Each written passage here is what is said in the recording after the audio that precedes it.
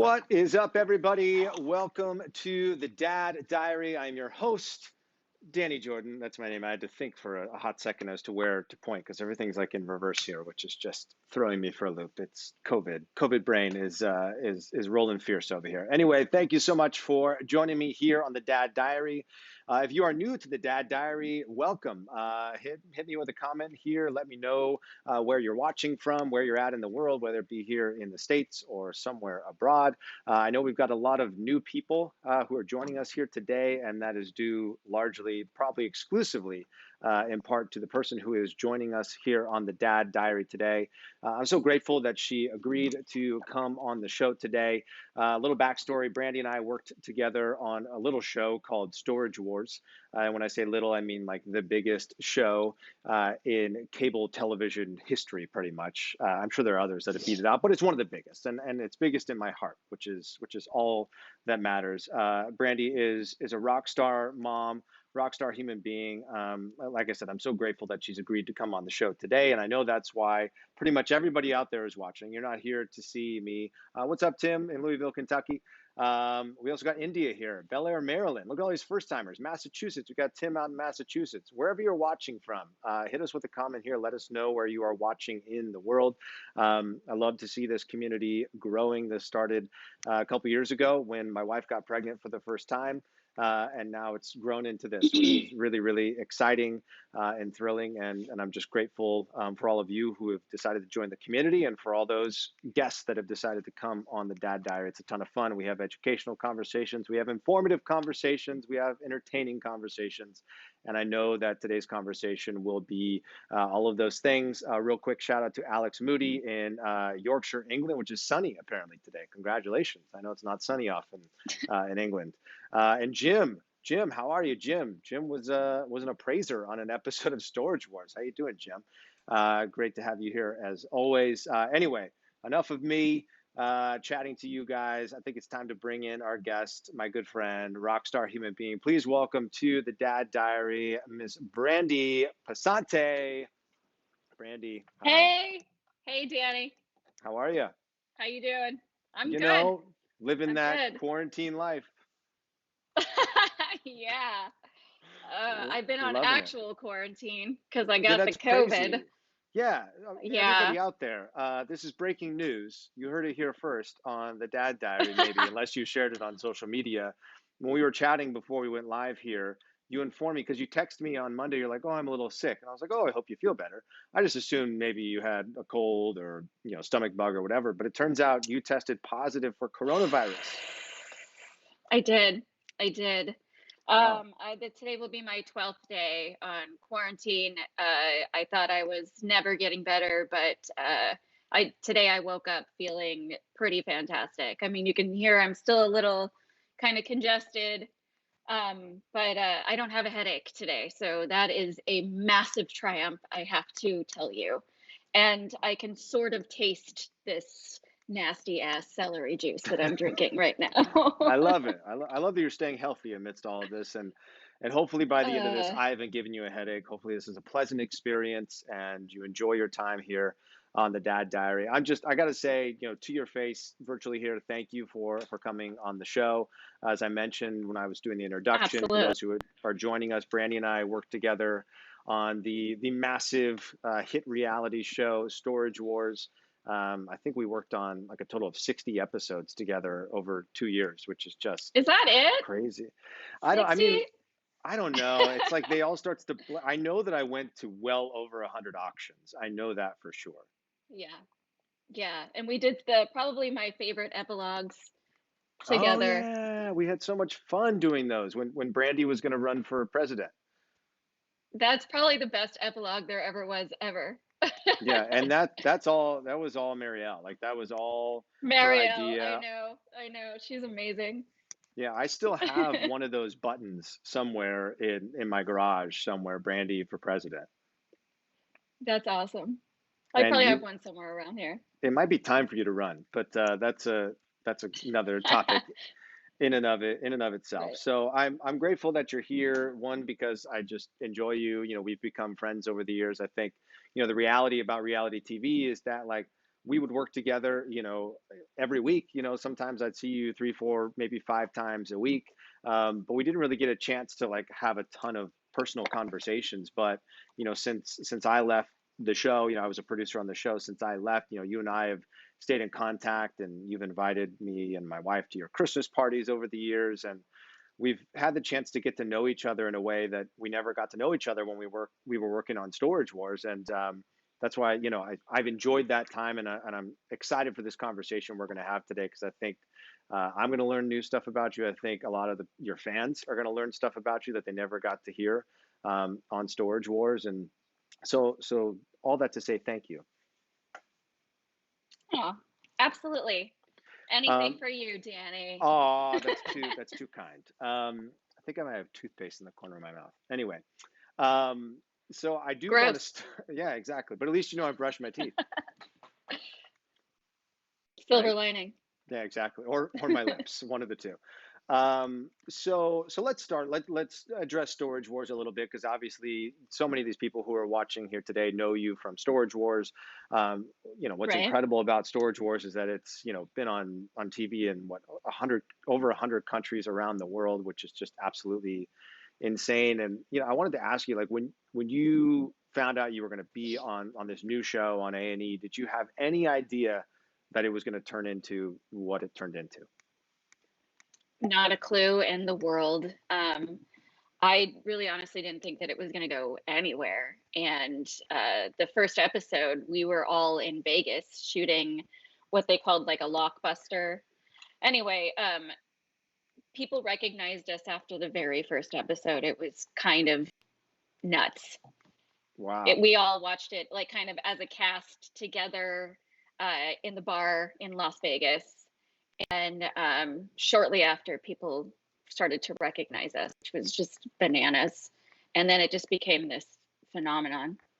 Yeah, it blew up obviously very, very quickly, and Hmm. not just big here in the States, but big all around the world. I think by like what season two or three, I mean, it was one of the biggest cable shows ever. I mean, what was that like going from, well, maybe this will be a thing, maybe it won't be a thing, to all of a sudden I'm on one of the biggest, cable television shows in the world. Uh, Surreal, bizarre. It was very life changing for sure. Um, when you're pumping gas, and you just want to get on the road because you're busy and you're a parent and you have shit to do, but somebody wants to come over and, they're a fan, so you have to oblige and take a photo or whatever it is, but it's an odd feeling. Um, I got some scary letters in the very beginning. Hmm. I did have to move at one point to like a guard gated community. It was definitely life changing. I did have to have a little bit of therapy about it. I didn't like to leave the house for quite some time, but Really? I'm good now. Yeah, yeah. Made me And nervous. and understandably, like, because one of the main differences I think between Storage Wars and so many other reality shows that are out there, shows I worked on, is that Storage Wars is a show that requires you guys as the cast members to go out into the public and to interact with the public and to interact with, when the show was at its height, I mean, these auctions were hundreds of people would show up to these Yeah, auctions, most of that was which just wanted to horrible. see you guys, I'm sure.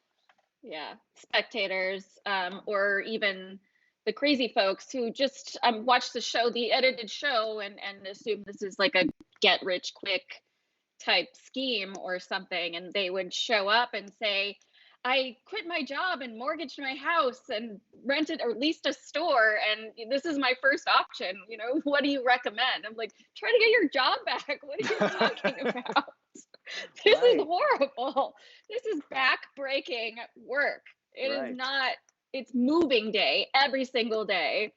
It is constant, research and just trying to sell your shit. It's Right. it's a lot.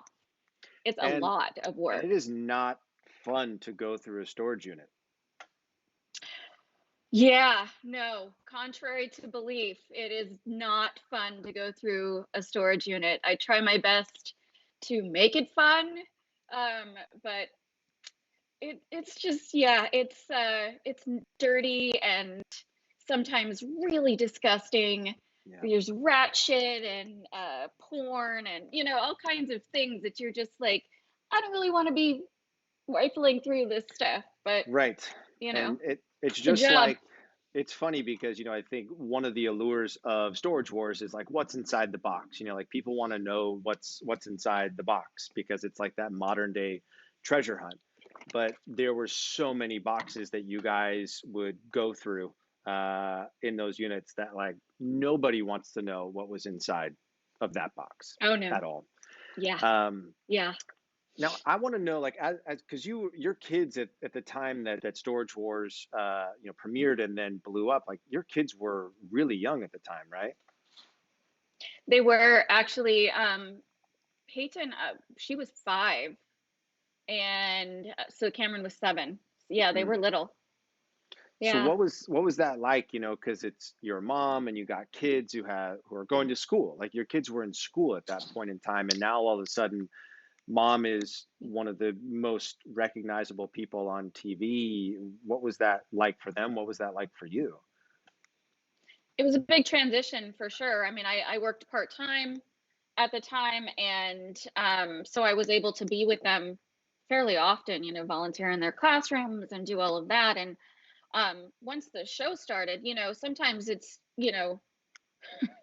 60 hours, just, I mean, working constantly and having to drive to really far places and not getting home till super late at night and up at 4 a.m. And, it just I missed a lot.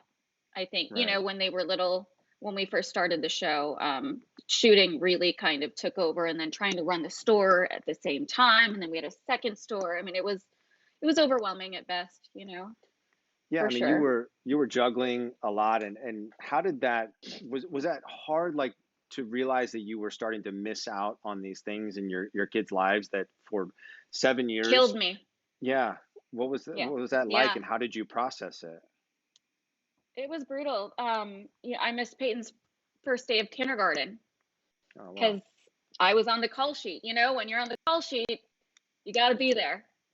So Right. I missed her first day of kindergarten. That was pretty tough for me.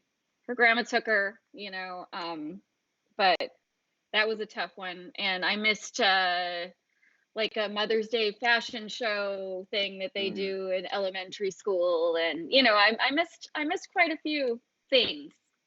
right. Just little things that you wouldn't think are a big deal, when they're your kids, they're a huge deal. You beat yourself up about it. So I try to overcompensate by like taking them cool places and buying them a lot of shit. But I Right. also didn't want to overwhelm them with I wanted to keep them humble as well. But it's kind of hard when you're not um, present as Mm, often as you feel like you should be.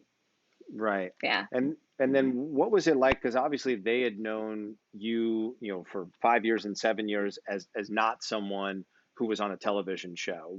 How did they take this whole thing when all of a sudden you guys would be out maybe having dinner or like you said, pumping gas, and now all of a sudden everyone recognizes mom? What was their reaction to all of that? So that was tough for them too, because not only am I working all the time and not home, but then I'm also, when we are out and I'm spending time with them, I have to stop and talk to other people and ignore my children so that I can take a picture with a fan or something along those lines. And so that was trying on them as well. And you would think that kids would think that that's just, that whole scenario is super cool, but they hated it. Mm, Yeah, very much so. They didn't like it at all. The kids gave them a hard time at school, and mm. um, yeah, I think they were more annoyed by it than anything. And understandably so, because they'd been so used to mom always being around, and like you said, just Right, like you would do anything for your kids and your kids are the most important thing to you in the world. It's like on the flip side, they've always known you to be available for the most part whenever anything big is happening or not having to share you with anybody else in the world. And now they're having to not only right. share you with somebody else, but like hundreds of thousands, millions of other people who now want to be close to you because they're your fans. Yeah, it was funny. I was telling this story the other day. I was kind of a young mom. I was 23 when I had Cameron. Hmm. And I would pull up, or not pull up. I would walk him to school, and I had my daughter in tow, and I would be kind of standing out there by myself, and all the other mothers would kind of congregate in a little, and just leave me kind of standing there, and they would all Hmm. kind of look at me like, I don't know if they thought I was the nanny or what they Right. thought, but I definitely, even at 23, I looked like I was 15. Hmm. So I think that for a long time, until I was on the show, they all kind of gave me a hard time. There Oh, was a really? few, standouts that were super nice to me. They're just genuine nice people. But then once I was on the show, then everybody was like, "Oh, hey, you know, let's have a Right. mom's night out, or let's hang out, or just asking me questions about my child," whereas never asked me that before. Right. Gave me That's a dirty another. look before. Right. That's such an interesting perspective as well, because I think about how it impacted you with your kids and how it impacted your kids with you, but like the fact that you are this mom now that everybody recognizes, and you have to wonder like, are these other moms, do they really want to be friends with me because I'm another mom, or do they want to be in a Yeah, mom group with me? Do they want me on the PTA or whatever it is because I'm this person on a television show? right. And that's got to Right. be And tough. yeah, you begin to question that with everybody at some point, is this Mm, you find out really quickly who your friends are, you right. know. I'm And sure. I definitely weaned out over the last couple of years quite a few people where I Mm, just was like, this person is clearly not, you know, they're just trying to get something from me, or something along those lines. This person is clearly not my friend. When you get older, you start to realize, like, I don't need a whole bunch of friends, or fly by night friends or acquaintances. I need a core group of good people hmm that, yeah, that I enjoy spending time with, and that are good to me, so, and my children. I agree So 100%. I always talk about here on the Dad Diary how like the concept of time changed for me entirely once our daughter Emerson came into this world where like I never thought of time as like currency before, and you realize that it is currency and it's something that once you spend it, you can't get it back. And right. it's impacted the way that I I make the smallest or biggest decisions, whether it's deciding to go out, to dinner with friends and not be there to read her a bedtime story. It's like every decision that you make impacts your ability to be there. It's just like the filter through which everything passes sort of shifts. And I talk about that, ad nauseum here on the Dad Diary because it's true, and because you've never been through that Right. before, so you never know like how it's going to impact you, and then it does, and you're like, oh my gosh, my priorities have shifted, and it's about surrounding yourself with good people that you want to be around, because when you're choosing to be with them, you're choosing to be away from your kids who you love in hopefully more than anything else in the world. So um, Yeah. I can understand that, but in a very different way than you do, because I don't have millions of people who want to be my friend. Um, maybe I do. I I'm maybe. sure you do. Have they seen your music video? Are you talking about the video where I did a boy band dance move in your backyard? Is that what you're referring to? Oh no, your boy band Oh, music well, video. Lost Brandy, in that's hearing. that's not what we're here for today. This is the Dad Diary. It's not the boy band a diary. No, Um, it's no. funny, I was when I was like, writing out little captions for all the stuff I was posting for you to come on the show today. I was like, one of the things I wrote was, let's see how many times, Brandy teases me today. Like that, that was because I knew it would happen, and I It's appreciate part it of my was charm. it is.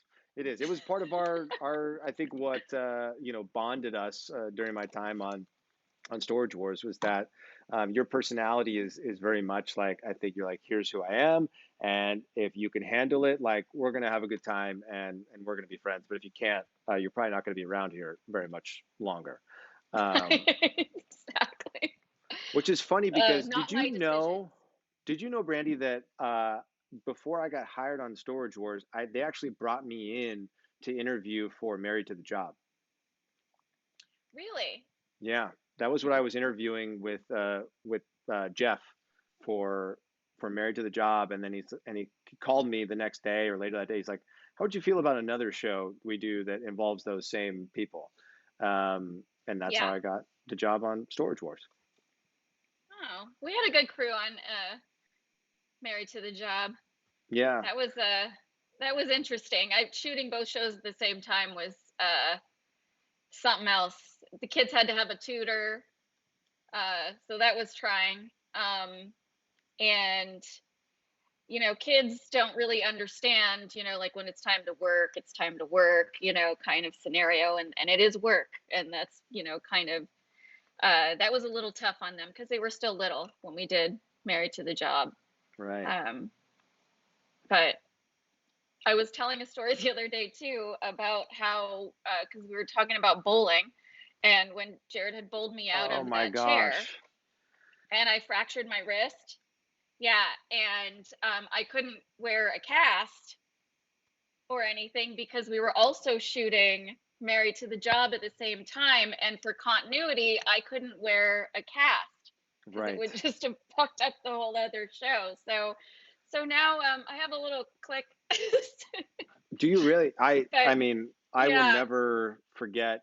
because I guess you could call me fortunate or unfortunate that I was the producer overseeing that shoot that day with the bowling ball in the chair, and uh, I honestly can't even remember who was there at this point. I think, it was just such a, yeah, it I think, happened so yeah, fast. it really did. It was it's kind of crazy. It went I from was like, funny to he was like like, get not out of the way. funny. I'm like, cool, I'll stand on this chair. Oh my gosh. Ay, Yeah. ay, ay.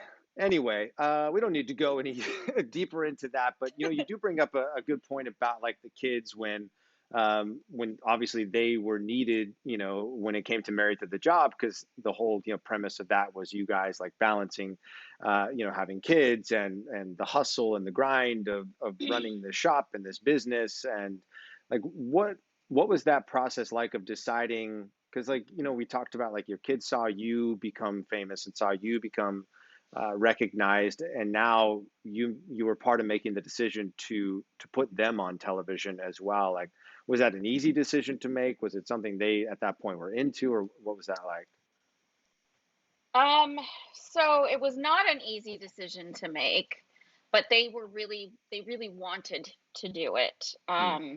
And they had been on a couple of episodes. They just can't come along with us to a couple of auctions on Storage Wars.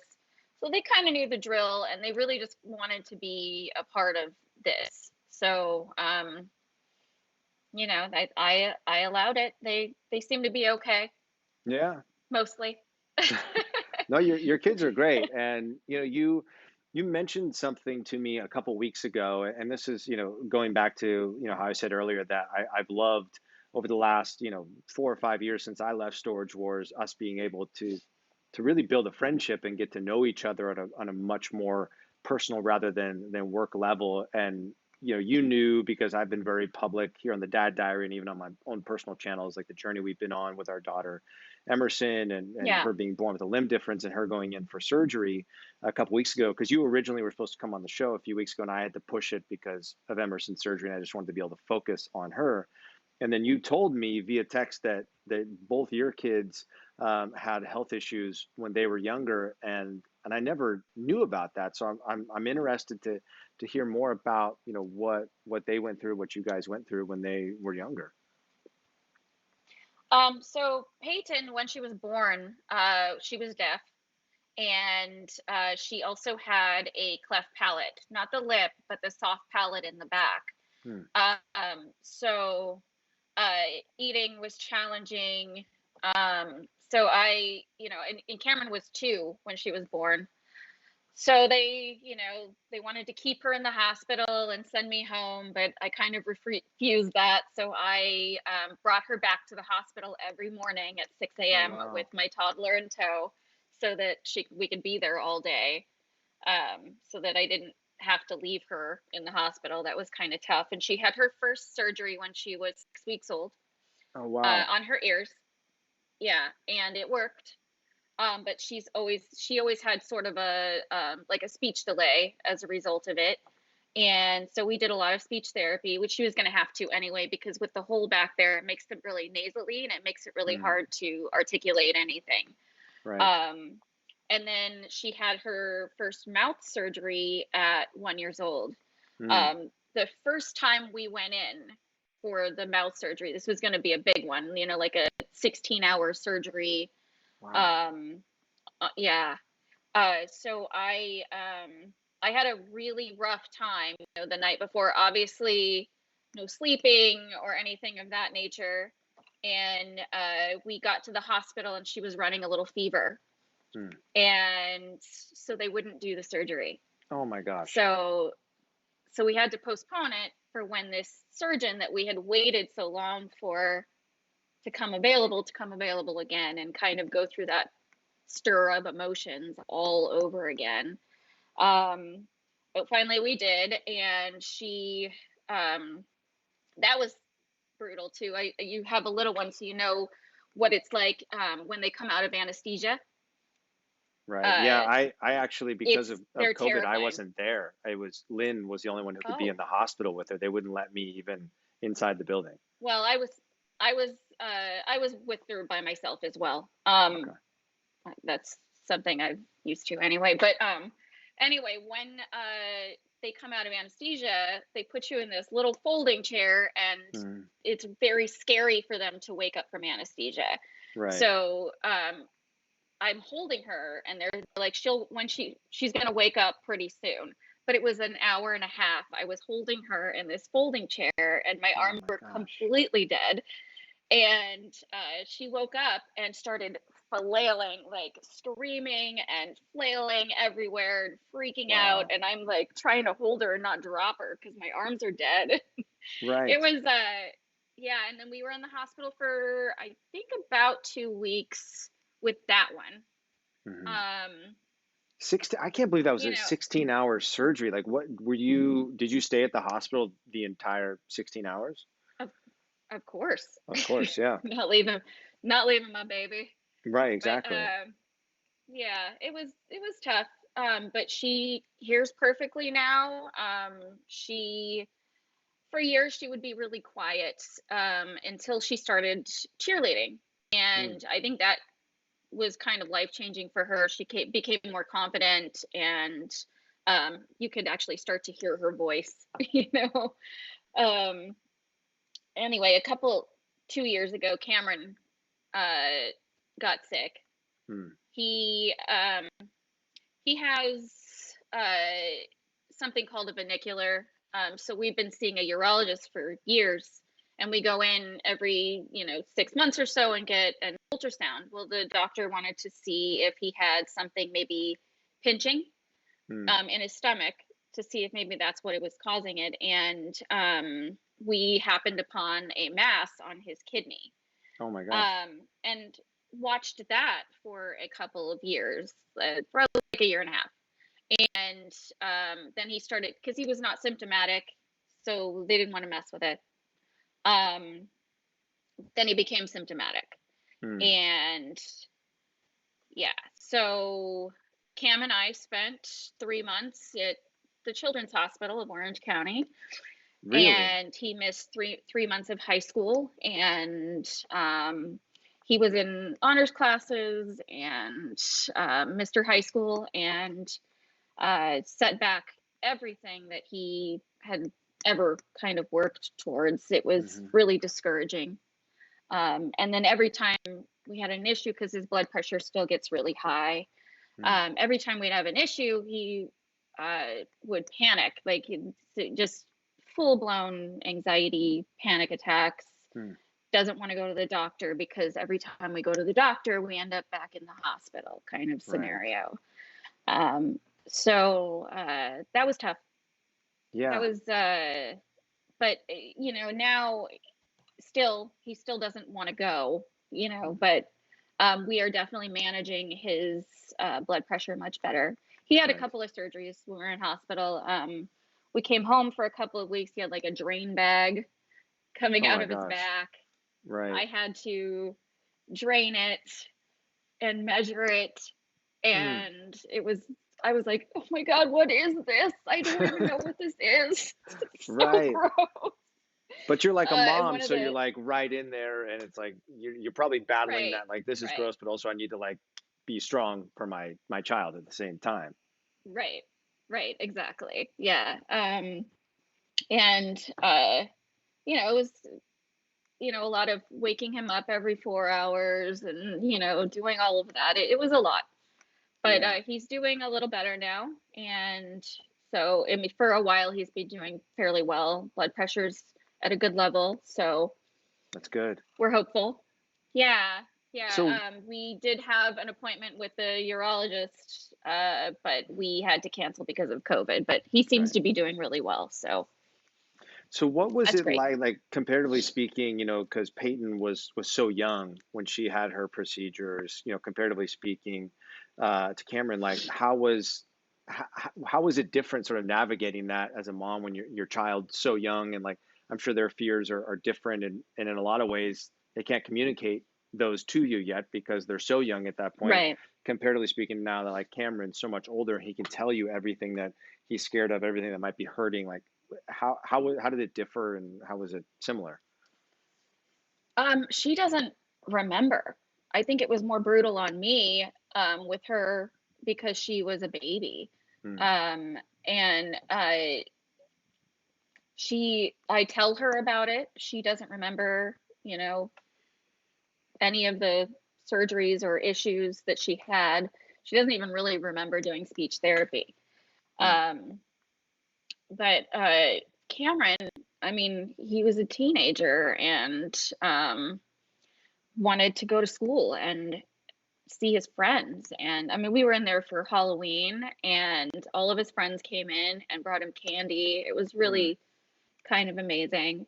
Um, but he he's grown to like for her, I would take her to the hospital and she doesn't know the difference. She's just doing whatever I tell her to because she's a baby, you know. right. For him, he doesn't want to go. So then I have to, you know, argue with my teenager who's 6'3", by the way, enormous. Yeah.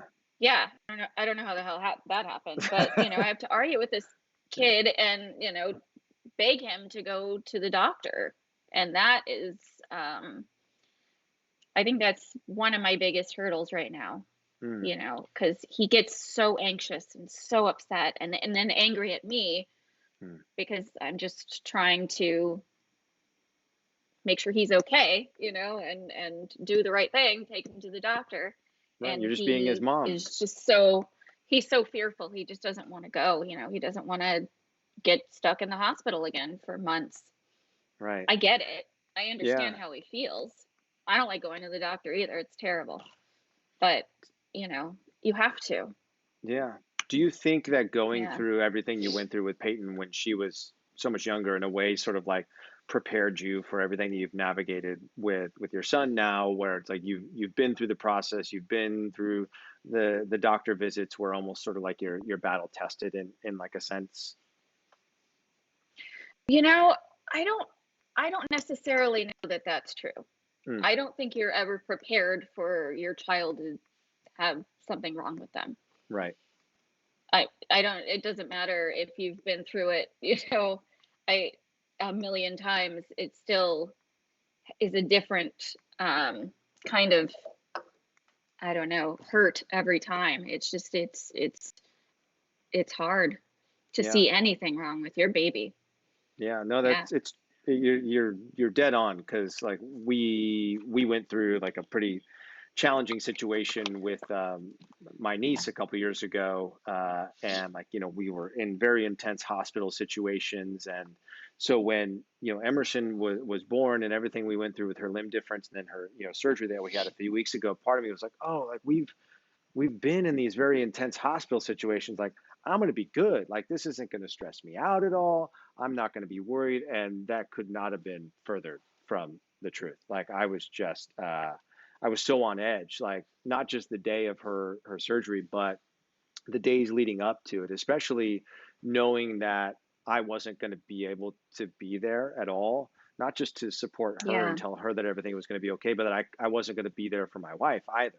That I couldn't be there to hold her hand when she needed someone to lean on. And that just like, that whole thing crushed me, because I told my wife before, I said, like, first of all, because only one of us can go, and it definitely has to be you, because you are so much more of a soother and a comforter than I am.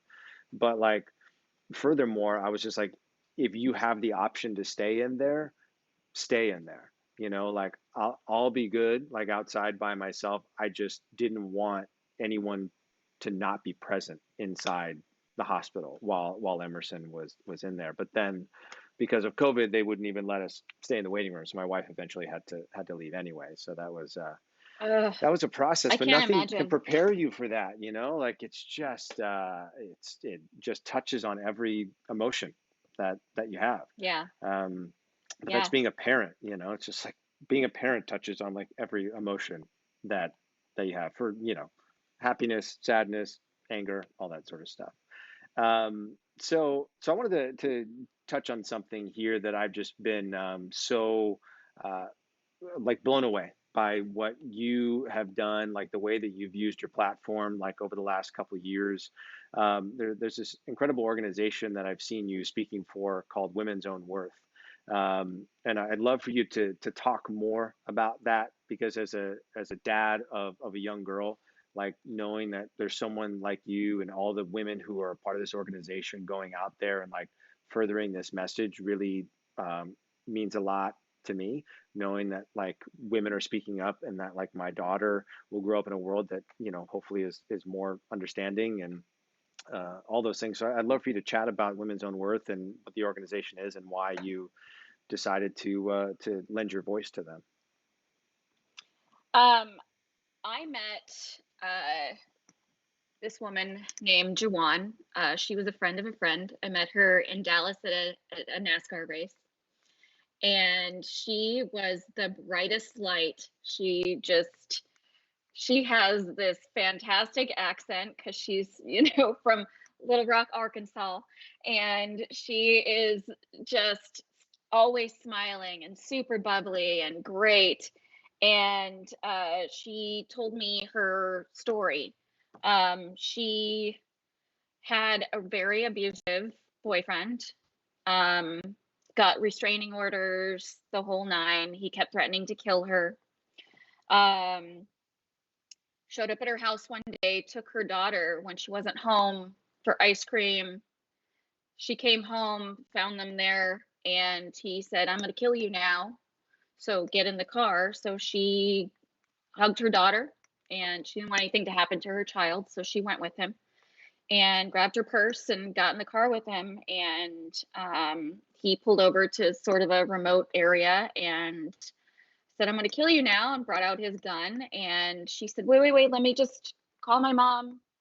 And he said, okay. So she reached in her purse. He didn't know she had been carrying a gun in her purse since he had started to threaten to kill her.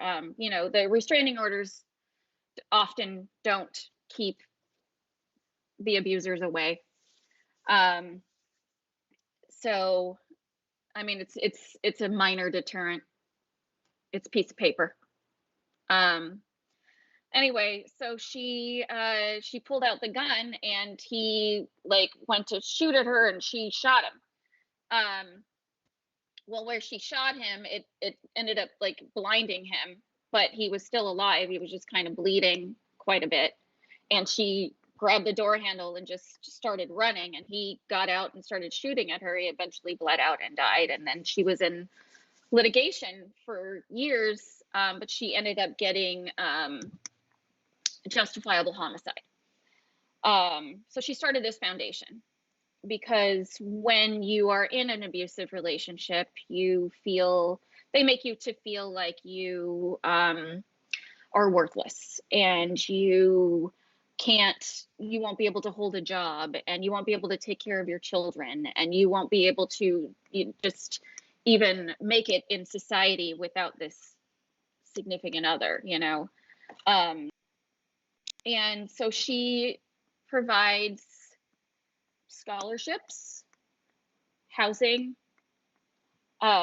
lawyers, therapy, all of the things that you'll need when you get out, or in order to get out of an abusive relationship. They help them get clothes for new jobs and job interviews and purses. And I mean, it's pretty phenomenal, the things that they do. You definitely need therapy for years after you get out of an abusive relationship, and you definitely need lawyers to fight for your children and a place to live, and you have to be able to hold a job, so that you can keep your children.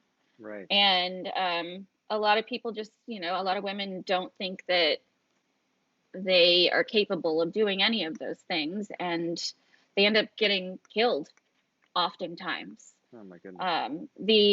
The domestic violence death rate in Arkansas is extremely high. I emceed their event last year, and they had silhouettes throughout, because it was at the governor's mansion. They had them throughout the mansion, these silhouettes of the people who had died at the hands of domestic violence just that year. It was kind of staggering. But she asked me if I would MC their event, and she's like, "But we can't afford you." And I said, "You don't have to pay me, just get me there." And it was such an amazing experience, and I would love to continue to help them any way Yeah. I can. Oh, Yeah. it's obviously, unfortunately, it's necessary work. But hopefully, as more organizations like this pop up that inform people, and individuals like yourself who have reached to inform people of the sad reality that doesn't just exist in Arkansas, but around our country and around the world, that people will wake up, and they'll speak up. They'll feel empowered. Those who are victims of domestic abuse will speak up and know that they have people like you and this incredible organization, um, there for them, there to help them, there to support them, there to have their back. I think it's crucial. And I would encourage anyone who's out there watching, womensownworth.com is their website. I'd love to direct them there. Just if you want resources, if you want to help with what they're Yeah. doing, I think it's imperative that we support organizations like this, that are doing this very important work. And I appreciate that you're doing it. Like I said, I think being a dad, and then being a dad to a little girl. I was fortunate that I was raised by a very strong woman, who always put me in my place, but also nurtured me at the same time, and taught me the importance of valuing women. That was very imperative to my mom, still is, to this day, obviously, and always will be, because that's just who she is. So that was always a part of me. But then when Emerson came along, like, that changed everything, for me. So that's part of why, in the Dad Diary, I've wanted to have, people like you on here to share the other perspective, because even though this is called the Dad Diary, it's not like all I want to talk about is like my experience as a dad, or like other dads' experiences. It's like I want to talk about all parents' experiences, because I think it's important for me, but I think it's also important for everybody else who's watching out there to hear other perspectives on things. And that's why you're here today, and I'm so grateful for you sharing your story, because the reality is, like, most people have never heard this side of you before, because that's not what Storage Wars was about, and that's why I Right. appreciate so much of what you're doing now. And I got to tell you, like, beyond, obviously what you're doing with Women's Own Worth, and not just speaking there, but like sharing like your journey with them on your social media. I got to say that, like, I love your Instagram so much. Um, First of all, you post like some of the best memes on the internet, uh, which I like. You and I went back and forth for like weeks after Tiger King came out, of like all the funniest like memes that we could find, and share with each other. Like, did you I see this one nailed yet? Did you Tiger see this King. one? Oh, you nail all the meme. If you guys are not following Brandi on Instagram or all the socials, go do it. Look her up. Just look up Brandi Passante. You'll find her. But her meme game is really strong. But beyond that, I think what I love more than your memes, actually, I do love it more than your memes, is the way that you blast out there uh, dirty, slimy men who send you horrendous messages. That is one of my uh, favorite things that you do. And you know what? Our viewership numbers might drop right now because I said that, but honestly, I do not care, because that's not what the Dad Diary is about. This is about encouragement. yeah. This is about love. This is about inclusion. And I love that you put these dudes out there for the world to see the things that they say. I think it's absolutely brilliant, because I can only imagine how hard it is for you to have to read those sorts of words and see those sorts of images on a daily basis. It's it's repulsive. I mean, I at this point, I sad to say, I'm just used to it. I get hundreds every day. And quite a few of them are disgusting. And it kind of just blows my mind a little bit that they think that I'm going to respond. Not only do they think I'm going to respond, but they think I'm going to respond positively to them. But which I just, it's completely mind blowing. I don't get it at all.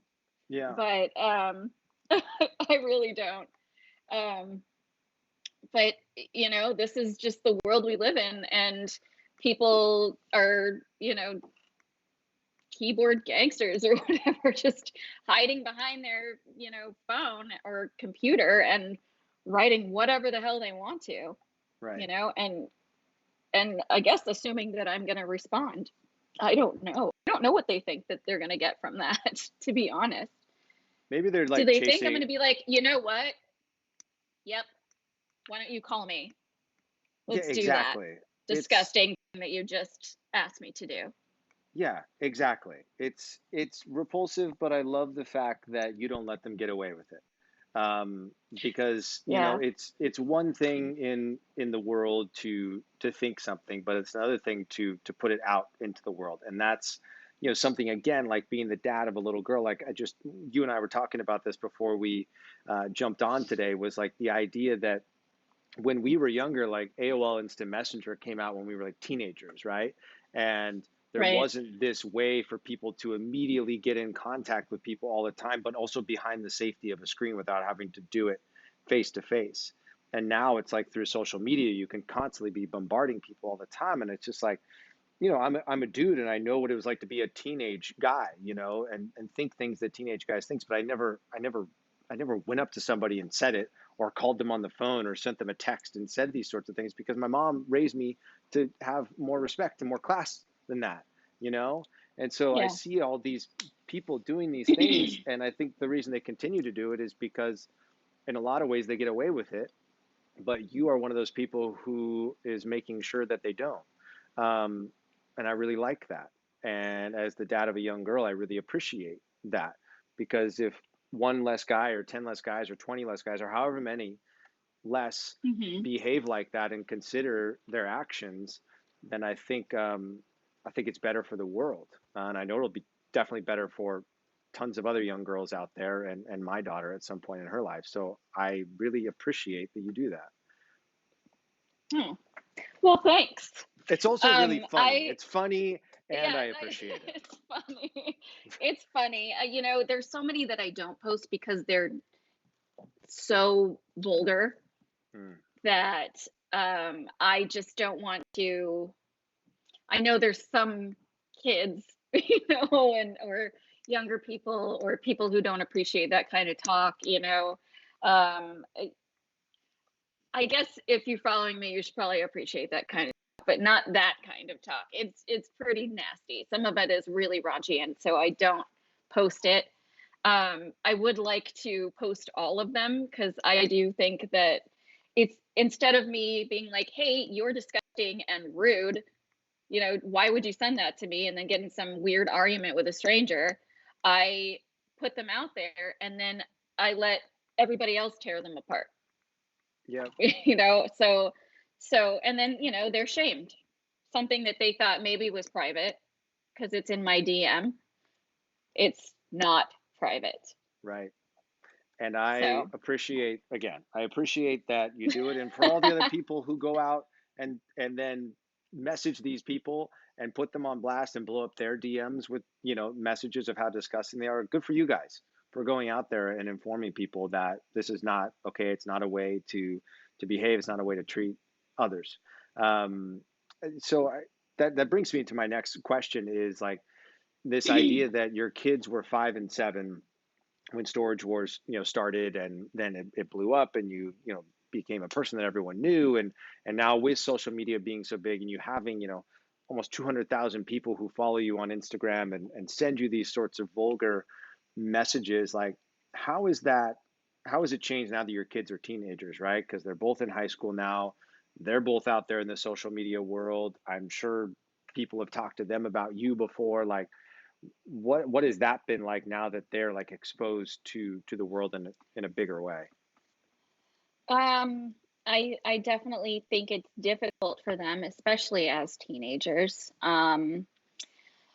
They don't want me to put them on social media at all, which I don't. I respect that. Um, so I think a lot of people think I never see my children or something because I don't put them on there, but I'm doing it out of, respect to them. Plus, anytime I post anything, people say like gross things about my daughter, or like just inappropriate stuff, and I don't want to expose them to that, any more than necessary. I do have, obviously I'm a parent, so I have a ton of footage of, and I want to take pictures and do all these things with them, but I'm respecting their wishes, so I don't put them on social media at all. They hate it. You don't want any part of that. So, So do um, they, because that's why. obviously, yeah, so they know obviously the messages that you receive from people. Like, have you had that conversation with them? Does it hurt them? Does it upset them? Like, how No. do they don't know? No, we're very open, with each other. The three of us have a pretty good little rapport going right now. Mm, So, they know how it goes. They're not naive. I didn't raise them to be naive children. This is the way the world is. This is the world that we're living in. This is the world you're growing up in, and these are the kinds of things that you're probably going to have to deal with. It's a little more impactful because of my platform. But from for years we've had that conversation of there's really nothing we can do about it. The cat's out of the bag. I'm out there. I can't go back in. So they've come to really understand that over the years, that it right, is what it is kind of scenario. right. Um, but yeah, they have their own lives, and I mean they're 17 and 15. Wow. So I know. Yeah. That's crazy. What's it like Yeah. being a parent of a teenager? Like I can't even, I don't want to think about it. It is not for the faint of heart, Danny Jordan. It is not. It is teenagers are fucking brutal. That's Yeah. all I can say. It's completely different. It's completely different. I miss bedtime stories. I Mm, miss fighting over, are we reading 3 books or 5 books? Like that, yeah. that was uh that was our biggest, argument. But now it's quite a bit more. They're tough. Teenagers are tough, especially when you're doing it by yourself. Yeah. Yeah, That's that. it's So, tough. so, so doing it by yourself, single mom, how are you navigating that?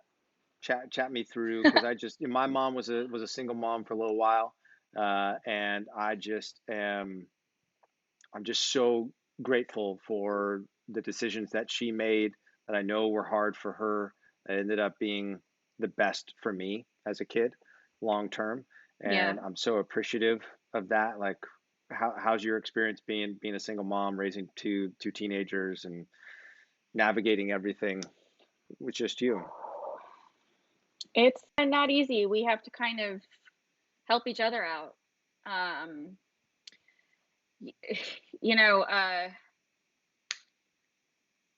Teenagers, I think it would have been easier if they were younger, you know, than it is now. But I definitely, we have a good relationship. We talk to each other, and we're able to tell each other things without, without me getting shocked or upset, and them, same. Um, but I also have to reiterate to them often, I'm not your friend. We can be cool, we can have a good time together, but I'm not your friend. I'm your mom. It's completely different. So sometimes I got to mom your ass, and you don't like it. Sorry, but that's how this works. You know, you think that you're an adult because once they, get into the teen years, they just are like adult mode now. They think they know it all and have been through it all and understand it all, and um, don't have to listen to you anymore. Um, Do you so feel like as I a try single to mom, put myself in their shoes. yeah. Do you feel like as a single mom, like you have to play multiple roles, like you have to play sort of both sides of it, or do you feel like you're able to still just be you as mom, and I don't have to fill any voids. Me being me Um, is enough. so I did a lot of it on my own anyway, Hmm. but it's the scary dad voice in the background that we're missing. Hmm. Like if I say, take out the trash, and they're like, yeah, yeah, yeah, I'll do it later, which is basically telling me, fuck you. And then I ask again, hey, can you take out the trash? And I asked you like a few hours ago, can you take out the trash? Yeah, yeah, no, I'll get to it. I'll get to it. A few hours later, trash is still not taken out, and I'm like, take out the fucking trash, But if I was dad, and then I look like irrational woman, because I had to ask a couple of times, for just one simple little chore. But if I had like the scary dad voice behind it, they would have done it the first time. It's so I mean we're definitely missing that. But I have them all the time, 24/7. They're here with me. Yeah. So it's I have to navigate that. Um, some there's just little things. Sometimes one of them needs help with one thing and the other needs help with something else at the same time, and you can't be two places at the same time. Hmm. So that's difficult. But it is what it is. Again. Yeah. But would you want it Yeah. any other way, or do you like it the way that it is now? I think we're good Yeah. right now. I'm Yeah. very happy with my life right now. I think we've got a good little stride going. Um, there's always going to be struggles, and they're teenagers, emotions run high. And it's hard to, have lived your whole life with your mom and dad and then just live with your mom, Hmm. for it's been 2 years. Yeah. Um, yeah, and so I know they're going through a lot, and so I have to also kind of tiptoe around that so that, they're able to heal themselves and navigate their own way through this. Right. So, Yeah. yeah. Because I was young. I was around like 3 years old when my parents separated, and so it's weird to say, even when I find myself saying it to this day, like I have no memories of my parents together.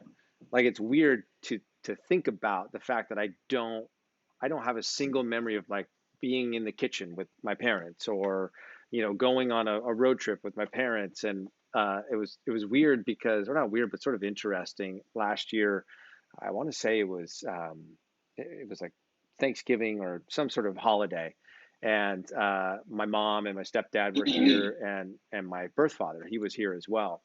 And at one point, like everyone was out in the backyard, and I came into the kitchen, and my mom and my dad were like standing there together. Like my mom was like mixing up a salad, and my dad was, I don't know, like making a meat plate or something like that. And they were joking about barbershop music, or that's how they met. And it was just this weird sort of like moment where I was like, oh my gosh, this is what it might have looked like, but more than likely, it's not what it would look like at all, because they wouldn't have gotten along like this had they stayed married to each Yeah. other. Like it wouldn't be like that at all. But it was just sort of weird to be like, oh, I didn't have a single memory of seeing them as like what a husband and wife would look like in a setting like this. And I finally sort of got that. It was kind of nice, but also like I was grateful that it was under the circumstances that it was, because otherwise I don't think it would have been nearly as happy.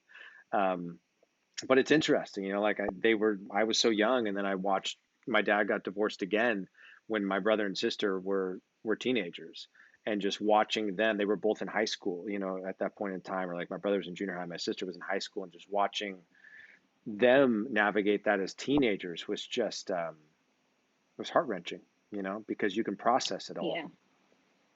and Yeah. they've had so It's much more different. time of that normal, and now that normal's not normal anymore. And I just remember how I knew it was what was best for them, because I'd gone through something similar, but I didn't have all the years invested, that they did, you know? Yeah. Um, and so I sort of had to become like the sounding board for them in a lot of ways, which I welcomed, you know, because I think it was helpful for them to be able to chat with somebody that wasn't like on one side of the argument or the other, you know? Yeah. So Yeah. anyway, welcome to the Dad Diary. You know, we like to keep it light and fresh here.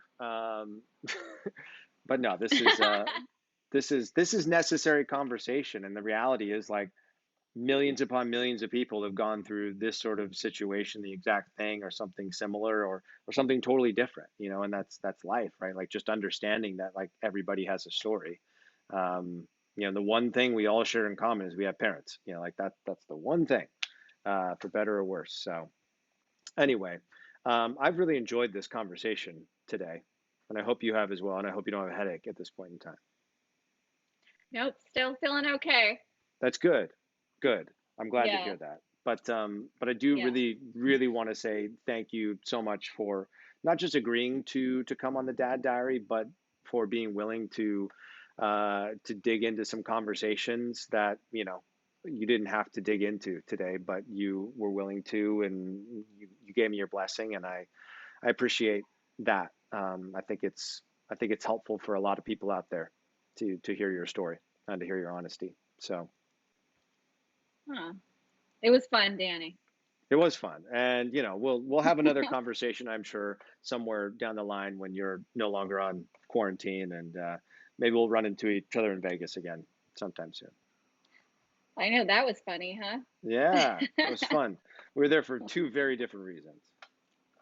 Very different. Mine was why was I there? Was I drinking? I that was happening. I was there for business. I was there Oh, for that's what Extreme Makeover Home Eddie Edition. Vander Holyfield. Yeah. Yeah. No, you were there Yeah, that for was the fight. Weren't you awesome. there for the fight? You were there for the Oh, was that when I ran into you? Because I thought it was okay, yeah. So no, I went for McGregor fight. That's right, yeah, with Kyle and Samantha. Yeah. yeah. And I Yeah. was there for the kitchen and bath show. Very similar sort of fighting going on the floor over there at the convention center. A lot of cage match type stuff over there around the flooring and window treatments. Yeah. Yeah, Yeah, I'm sure. I'm yeah. sure it was breaking a lot of glass and It was. It was tons of fun. yeah. Anyway, I appreciate you so much, and I'm so grateful, you know, again, that you came on today, that we've maintained this friendship. And anyone who's not following Brandi already on social media, make sure you do so. You can find her on Instagram, Twitter, all the things. I think you're just at Brandi Passante. Is that right? Yep, There you that's go. it. And her name is on the screen, so if you don't know how to spell it, screen cap this, and you'll know. Anyway, Brandi, do you know how we sign off every time on the Dad Diary? I do not. That's, you know what? That's perfectly fine because neither has anyone else Mm-mm. that's come on the show. Okay, how do we I'm sign waiting off? for the day. I'm really Is it waiting like for the a day where I go, do you know how we sign off? And somebody's like, yes, I love this show. Um, but that hasn't sorry. happened yet. It's okay. It's okay. We always sign off I with do love peace. this show though. You're obsessed. You We just just don't say like peace. to. You just don't. No, we say peace and love. Oh, okay. Peace and love. Got it. Yeah. So here we go. All right. Now you've got your rehearsal out of the way. Now we're going to do it for reals. Are you Okay. ready? So I Okay. say, thank you so I'm much ready. for joining us here on the Dad Diary. Until next time, we're saying, thank you so Peace. much for joining us. And we're sending you tons of peace and massive amounts of love Tons of peace. Lots of and so love. much love. I don't even know how to do it, Brandi. So clearly, you know, it's all good that you don't know how to either. Anyway, great chatting with you. For everyone who joined us, thank you for chatting. I've loved seeing all these comments popping up in the feed over here. It's been fun seeing all you guys here. If you don't follow the Dad Diary, make sure you do so here on Facebook, as well as over on Instagram at the Dad Diary. Have an incredible weekend, everyone. Brandi, love you, and I'll talk to you soon. All right. Peace and love. Peace and love.